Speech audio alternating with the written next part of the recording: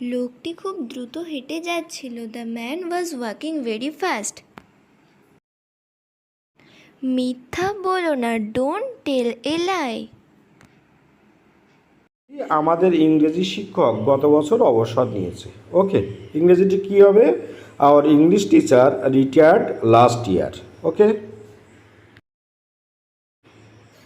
বৃষ্টির জন্য ম্যাচটি বাতিল হয়েছিল। তাহলে the man was cancelled due to rain. Cancelled মানে বাতিল করা, আর হচ্ছে জন্য মানে হচ্ছে ইংরেজি ডিউ টু। খুব দারুণ ইংরেজি, হ্যাঁ, মনে রাখবে। তাহলে ফাইনাল অ্যান্সারটি কী হলো? The match was cancelled due to rain. Okay, এখানে থুতু ফেলো না, ডোন্ট স্পিট হেয়ার। স্পিট মানে হচ্ছে থুতু ফেলা। ওকে, লোকটি শিক্ষিত ছিল না, the man was not educated. Okay, কারণ দেখো এডুকেটেড মানে কি? শিক্ষিত। যেহেতু এডুকেটেড মানে শিক্ষিত ছিল না, ওই জন্য আমি নট ব্যবহার করেছি, নট এডুকেটেড। ওকে, তুমি চাকরির জন্য উপযুক্ত, you are competent for the job. এখানে উপযুক্ত ইংরেজি হচ্ছে কম্পিটেন্ট। ওকে, আর চাকরি ইংরেজি আমরা সবাই জানি জব, এই জন্য আমি কি লিখেছি? You are competent for the job. ছেলেটিকে দুঃখী দেখাচ্ছে, দুঃখী, হ্যাঁ, দুঃখ মনে হচ্ছে, ছেলেটি দুঃখ পেয়ে আছে। তাহলে আমি কি লিখেছি? The boy looks sad. Okay, আমাদের দলটি খেলাটি জিতবে, our team will win the match. এখানে দেখো ভবিষ্যতের কথা বলছি আমরা, তাহলে ইন ফিউচারে জিতবে, ওই জন্য আমি ওখানে উইল লিখেছি। ওকে, বাড়িটির নির্মাণ কাজ চলছে, মানে কি? বাড়িটি তৈরি হচ্ছে আর কি। তাহলে আমি কি লিখেছি? The house is under construction. এই ইংরেজি তোমরা প্রায় সব দেখে থাকো, যেখানে নতুন বাড়ি টাড়ি তৈরি হয়, আন্ডার কনস্ট্রাকশন বাড়ি। ওকে, তাহলে ফুললি আনসার কি?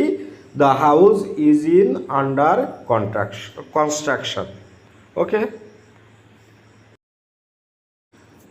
তোমার প্রিয় শিক্ষককে, প্রিয় ইংরাজি কি?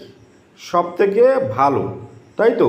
Who is your best teacher, মানে তোমার কাছে সব থেকে ভালো শিক্ষক কাকে মনে হয়? ওকে, সেই সেন্সে আমি লিখেছি who is your best teacher. তুমি কি গান পছন্দ করো?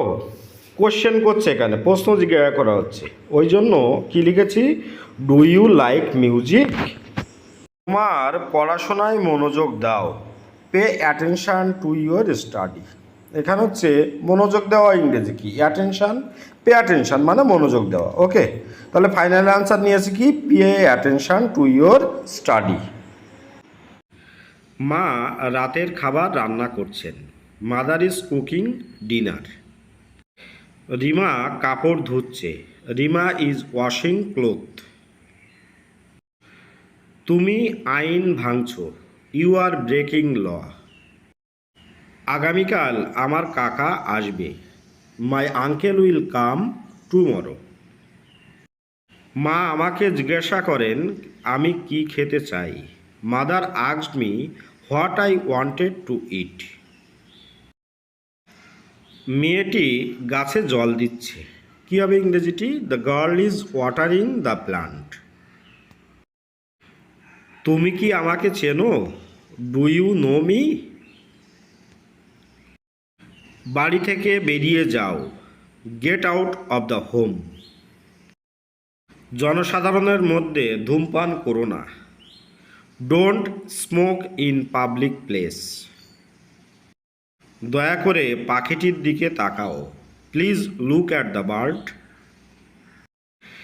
গেটটি খোলো, ওপেন দ্য গেট। মিথ্যা বলো না, ডোন্ট টেল এ লাই। সে সাপে ভয় পায়, he is afraid of snake. আমার ভাই জ্বরে অসুস্থ, my brother is ill with fever. সে শহর থেকে গা বা গ্রামকে বেশি পছন্দ করে, কি হবে ইংরেজিটি? He prefers village to town. তেল জলের উপর ভাসে, অয়েল ফ্লোটস অন ওয়াটার। এটা কিন্তু ইউনিভার্সাল ট্রুথ, সায়েন্টিফিক ট্রুথ। ওকে, আজ রথযাত্রা, ইংরেজিতে আমরা কি বলতে পারি? Today is Rathyatra. সে অবশ্যই সাধ্যমতো করবে, হি মে ট্রাই বেস্ট। তার বয়স 10-এর বেশি নয়, he is not more than 10। একমাত্র মৃত্যুই তাকে সুস্থ করতে পারে, only death can cure her. আমাদের বিমান বিকেল 5টায় ছাড়বে, our plane will take off at 5 PM। সে আমেরিকার উদ্দেশ্যে রওনা দিল, he set out for USA। তাহলে ভিডিওটি এখানে শেষ করছি। ভালো থাকবেন সবাই।